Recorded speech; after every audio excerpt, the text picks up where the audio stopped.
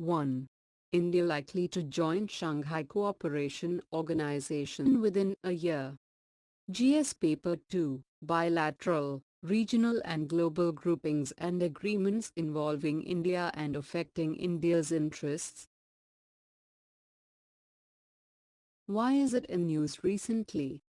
India is likely to attain full membership of the Shanghai Cooperation Organization, SCO, within a year, Secretary-General of the six-member political, economic and military alliance led by China and Russia has said. To become a full member of the SCO, the applicant states should adopt all the documents in accordance with the procedures. The main document is about long-term partnership, cooperation and good neighborhood. At the Tashkent summit on June 23, 24, India will inch a step closer to obtaining full SCO membership, with the signing of a memorandum on the commitments of applicant states. Importance of SCO. The SCO was originally created as a border security organization between China, Russia and the 5 Central Asian republics. But security is no longer the priority, and the emphasis has shifted to economic relations, which China dominates. The SCO is changing quantitatively but not qualitatively. Its population, territory and share of global GDP are increasing, but the main problem is that this regional organization lacks a specific function to deliver something tangible. Why India is keen in joining SCO? New countries are seeking to join not because of the great prospects, but for fear of falling behind the powers of continental Eurasia already inside.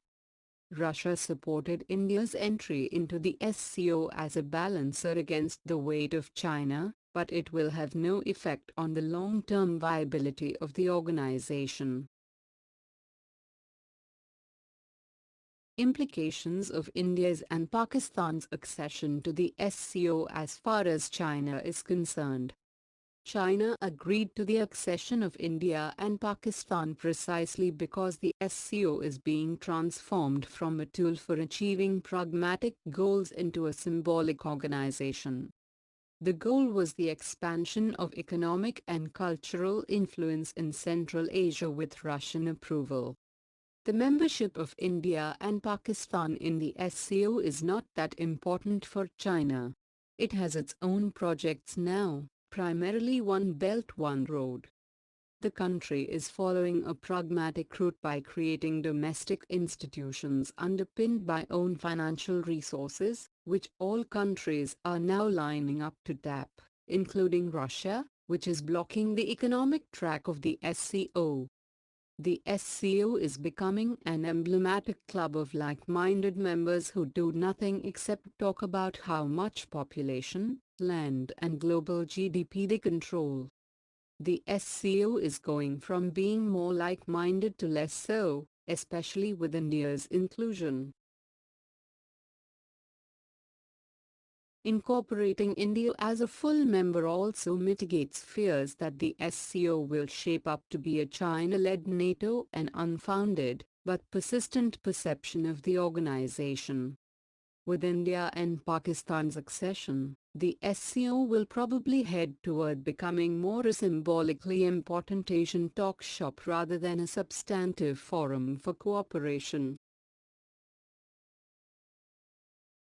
What India can expect from SCO. Moscow supports Delhi's activation in the region under the auspices of the SCO, so that India can counterweight the growing influence of China. The ingrained territorial disputes between China and India could be rekindled under the SCO and spill over into fierce competition for Central Asia. Geopolitically, SCO membership could highlight avenues for greater cooperation between India and China in areas such as terrorism and Afghan reconstruction. Similarly, the conflict between India and Pakistan could shift to the SCO platform. India clearly views Central Asia as a strategic clamp with which to exert pressure on Pakistan from the rear.